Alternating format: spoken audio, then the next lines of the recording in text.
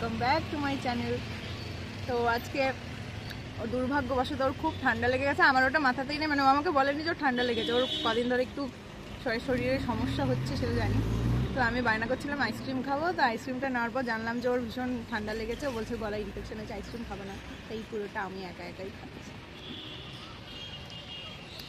কিন্তু এটা আমার সত্যি বলতে ভালো লাগছে না, কারণ সবসময় মানে দুজন মিলে খাই আর দুজন মিলে ঝগড়া করি। আমি বলি তুই বেশি খেয়ে নিচ্ছিস, ও বলে তুই বেশি খেয়ে নিচ্ছিস। তো ওই জিনিসটা খুব মিস করছি। হ্যালো বন্ধুরা, আমি মনীষ, আমি বিথি, ফাইট অ্যান্ড চ্যানেলে তোমাদেরকে ওয়েলকাম। স্বাগত।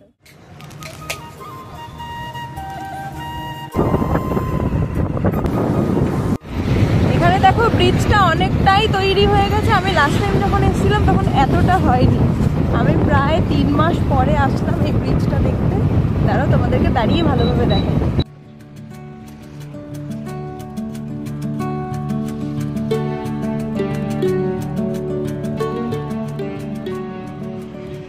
যেহেতু এই ব্যক্তি অসুস্থ ছিল, সেই কারণে তো আমরা এতদিন ঠিকভাবে এই জিনিসটা করতে পারিনি, অর্থাৎ ব্লগিং বা খাওয়া দাওয়ার বিষয়টা।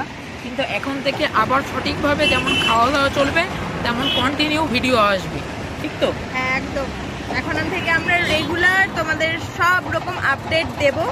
তো আমি আজকে পার্লার ক্লাস থেকে সোজা এখানে চলে এসেছি ওর সাথে একটু সময় কাটাতে, কারণ প্রায় 2-3 মাস ধরে আমরা কোয়ালিটি টাইম স্পেন্ড করিনি, কোথাও যাইনি, কিছু না, মানে শুধুমাত্র কাজের সূত্রে কাজ মিটিয়েই বাড়ি চলে গেছি। তো আজকে আমরা কোনো কাজ ছাড়া একটু এসে বসেছি। কিন্তু তার মধ্যে একটা কাজ আছে, বলছে নাকি এম বাজারে গিয়ে কি কি কেনাকাটা করবে। শপিংটা মাস্ট, শপিং আছে, শপিংটা মাস্ট, দরকারি জিনিস। শপিং না করলে মানুষ বাঁচতে পারবে না, ঠিক তো?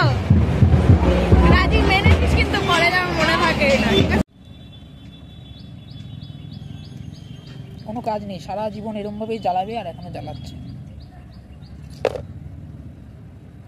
চুলটা আমার নষ্ট করে দিচ্ছে, যাতে কেউ না তাকায় আমার দিকে। আমি তো 2 হাতে 2টো হেলমেট দিয়েছি, তাহলে কি করে মানুষের হাত ধরে? আমার কোনো দোষ নেই। আমি বলছি পার্টনাররা হাত ধরে নিয়ে যাবে, ও আমাকে হেলমেট ধরিয়ে দিয়েছে। কোনো অসুবিধা নেই। হেলমেট মানে আমার মাথাটা ধরে নিয়ে যাচ্ছে, সেটা হচ্ছে বড় ব্যাপার। রাগ করে না।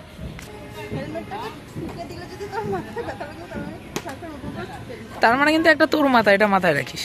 আমার মাথা দিয়েই ঠুকবো, তোর থেকে আমার মাথা শক্ত আছে। অনেকক্ষণ ব্রিজের ওখানে ঘোরাঘুরি করলাম, এবার চলে যাচ্ছি একটু কল্যাণীর দিকে, আর ওখানে কিছু দরকার আছে। তারপর যাবো মেন জিনিস, যেটা হচ্ছে এনার কেনাকাটা করতে। আমার তো মাথা খারাপ করে দিচ্ছে যে কখন যাবো আমরা কেনাকাটা করার ওখানে, কী কী কেনে আমি সেটাই দেখবো। সামনে আবার পয়লা বৈশাখ, কি তাই তো? অনেক কিছু নাই কিনবার, অনলাইনে তো কিনে তো ভরিয়ে দেয়। দেখা যাক কি কেনে।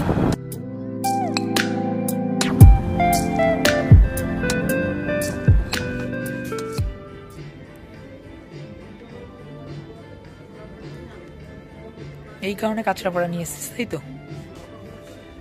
না না, কেন দেখাবো না কাউকে। কেন। আর সন্ধ্যের খাওয়া দাওয়া ছিল আমাদের হচ্ছে ঘুগনি। কেমন লাগছে?